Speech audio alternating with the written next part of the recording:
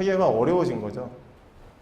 그럼 결론적으로 여기 같은 경우에는 당기순이익이 뭐 330억, 2419억 이렇게 났다고 하지만 영업활동 현금 흐름으로 결국 돈이 들어온 게 하나도 없다라는 얘기는 뭐 매출 채권이 회수가 안 됐을 수도 있고 아니면은 뭐 매입 채무 결제나 아니면 여러 가지 돈 나가는 일이 더 많았다라고 해석을 할 수가 있을 것 같습니다. 그래서 일단 여기까지 해서 조금 이제 그 워밍업을 했고요. 사실은 이 내용을 넣을까 말까 좀 고민을 좀 많이 했었습니다. 이게 사실은 그 회계학에서 가장 이제 좀 어려운 부분 중에 하나여가지고, 그러니까 중급 회계에서도 가장 어려운 부분 중에 하나여서 이거를 넣을까 말까 굉장히 고민을 했었는데, 그 이제 처음 우양HC라는 그 회사가 있었죠. 기억하시는 분들 계시겠지만은 그 3월 달에 이제 그 상장 폐지가 됐죠. 부도가 나가지고. 거기는 지금 이제 분식이라는 조사까지 나온 걸로 알고 있는데, 거기도 대우조선해양하고 똑같죠. 수주산업이었고 손익계산서는 멀쩡했는데 현금 흐름이 안 돌아가는 그런 기업이었습니다. 그래서 그 우양HC도 그렇고 대우조선해양도 그렇고 해가지고 계속 이런 수주산업이 지금 문제가 돼서 결국은 이 내용을 일단 넣습니다. 좀 어렵지만은, 왜냐하면은 앞으로 또 이런 회사들이 또 문제가 될 것 같아가지고 이번 기회에 한번 그 짚고 넘어가시면 좋을 것 같아가지고 다음번 이제 기사 쓰실 때 좀 어느 정도 이제 그 이해가 되시지 않을까라고 해서 일단 가장 간단한 사례로 넣습니다. 그 제 책에 있는 사례인데 그 그래도 조금 어렵기는 할 거예요. 아무튼 설명은 제가 쉽게 드리도록 하겠습니다. 그러니까 유럽 선주로부터 선박 한 척을 이제 1억 2천만 원에 수주를 했습니다. 그리고 총 공사 기간이 3년이에요.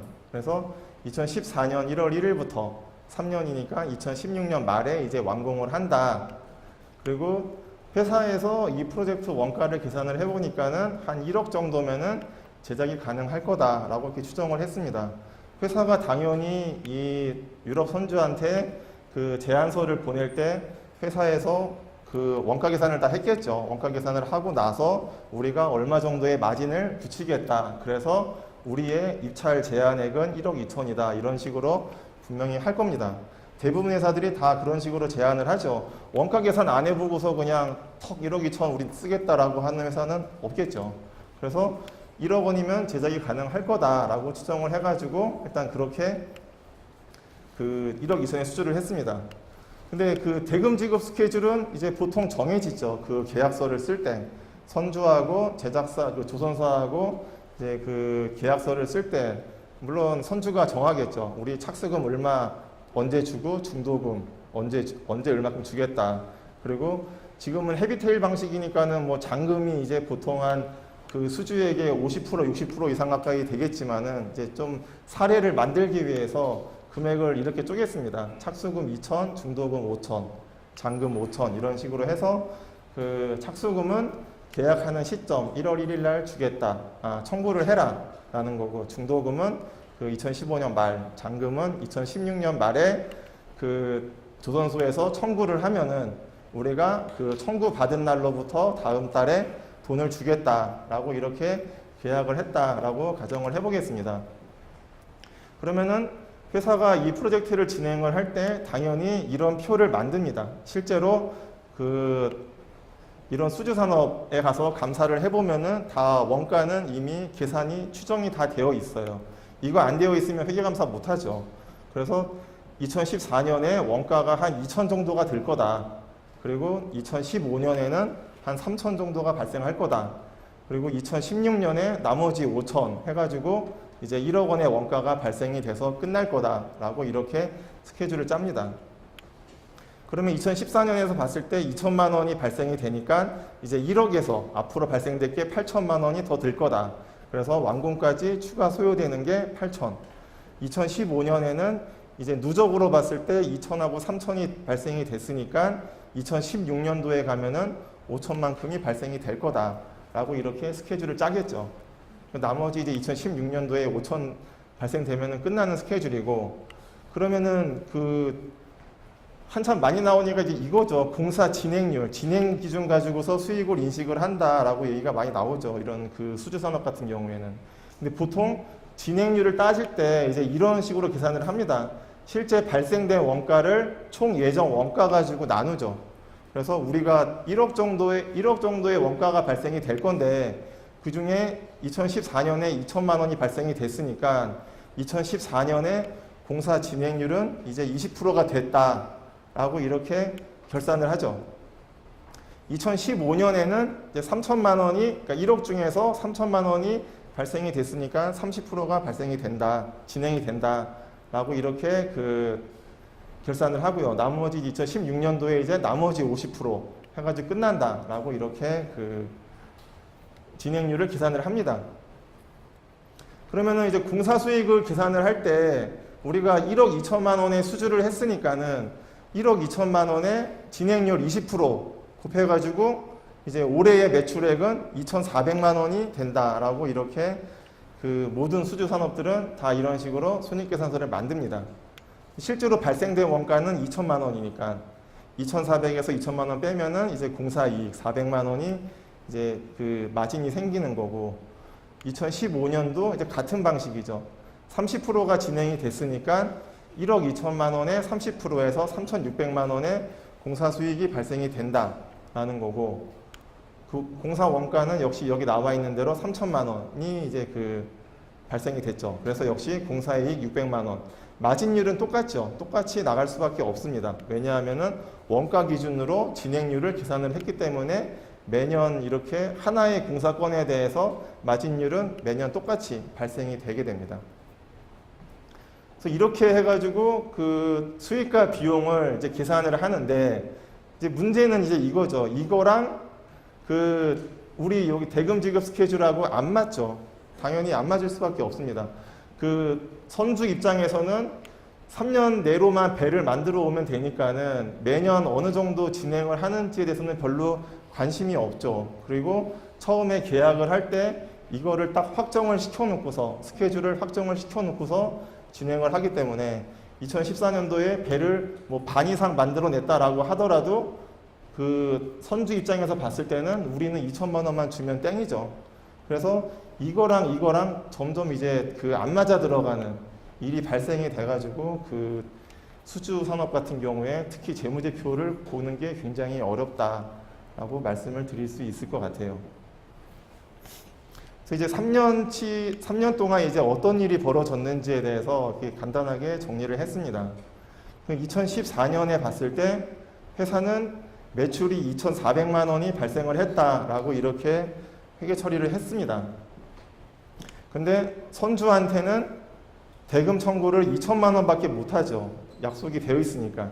그래서 2천만 원을 계약 시점에 청구를 했고 한 달 뒤에 돈을 준다라고 했으니까는 2014년도 안에 돈이 2천만 원이 다 들어왔을 겁니다.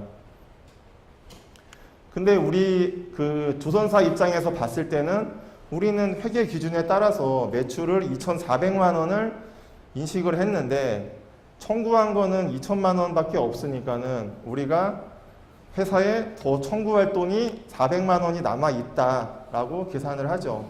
근데 아직 그 선주한테 청구는 못 하죠. 왜냐하면 계약이 되어 있기 때문에. 그래서 이 400만 원에 대해서 이제 이름을 붙이기를 아직 청구가 안 됐다라고 해서 이제 미청구 공사라는 계정 과목명을 씁니다. 그러니까 이 부분은 선주 입장은 전혀 모르는 거죠. 선주는 전혀 관심이 없는 거고 미청구 공사가 얼마든지 간에 세금 청구에 대해서만 딱 계산서 받아가지고 그 다음 달에 입금을 해주면은 선주는 아무런 문제가 없는 거죠. 결국은 조선사 혼자 결산을 하는데 굉장히 이제 머리가 아파지기 시작하죠. 돈을 못 받기 시작을 하니까. 그래서 매출 2,400만 원이 발생이 됐는데 자산을 보면은 현금으로 들어온 거는 2천만 원밖에 없고 400만 원에 대해서는 아직 청구를 못한 미청구 공사라는 계정 과목을 쓴다. 그러니까 매출 채권이란 계정 과목을 쓰면 좋겠지만은 매출 채권이라는 말은 이제 청구를 했다는 얘기죠. 계산서를 끊어가지고 거래처에 줬다는 얘기이기 때문에 매출 채권이란 계정명을 쓰고 이거는 아직 계산서를 끊지를 못한 그 채권이기 때문에 그러니까 일종의 뭐 가계정이다라고 생각을 하시면 될 것 같아요. 그런 식으로 해서 일단 미청구공사 400만 원을 달아놓고서 이제 다음 연도로 넘어갑니다.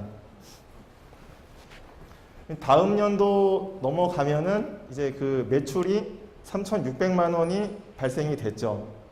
근데 우리가 약속대로 대금 청구를 2015년 말에 5천만 원을 청구를 합니다. 이 돈은 2016년 1월 달에 들어오겠죠. 청구 후에 2개월 말에 회수가 된다라고 했으니까는. 그래서 결국 2015년도에는 이제 대금 회수는 한 푼도 안 되어 있습니다.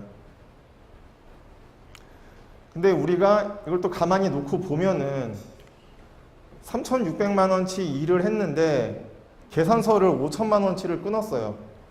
5천만 원치를 끊었다는 얘기는 1,400만 원을 청구를 더 한 거죠, 지금. 5천만 원치를, 그 일은 3,600만 원치밖에 안 했는데 대금 청구는 5천만 원치를 했다라는 얘기는 1,400만 원치를 더 끊었다라고 봐야 되는 거죠.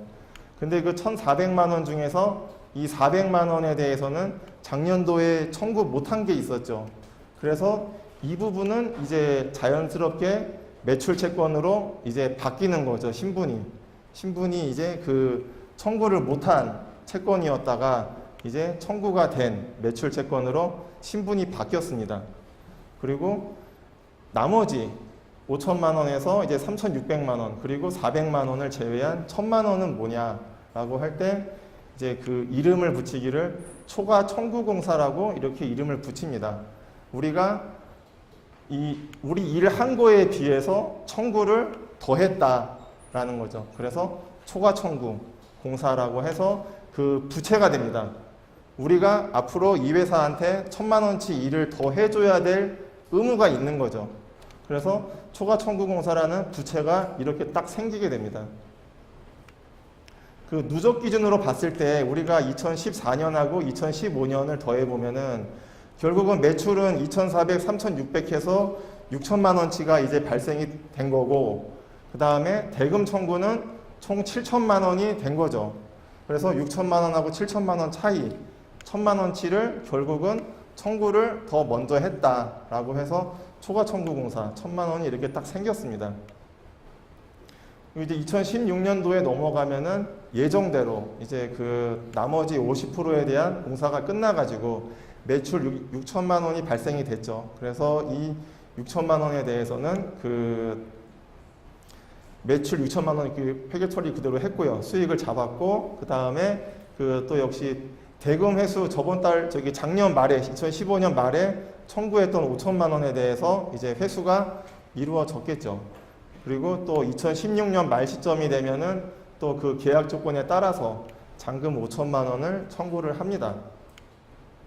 그러면은 우리가 그 현금 5천만 원이 일단 들어왔고, 그 다음에 그 매출 채권 달아놓은 거 이제 없어지죠. 없어지고, 그리고 그 새로운 매출 채권 5천만 원이 또 이제 생깁니다. 우리가 그 청구를 이 시점에 했으니까는 5천만 원이 생겼고요. 근데 우리가 6천만 원치 일을 했는데 5천만 원밖에 청구를 안 하는 게 맞느냐라고 하면은 당연히 맞죠. 왜냐하면 작년에 이미 초과 청구를 했기 때문에. 그래서 부채도 이 시점에 다 감소가 되면서 이제 없어지게 되는 거죠. 그래서 3년치를 이렇게 전체를 놓고 봤을 때 결국은 미청구공사라는 거는 이제 그 대금 청구 시점이 되면은 이제 그 매출 채권으로 신분이 바뀌고, 그리고 매출 채권은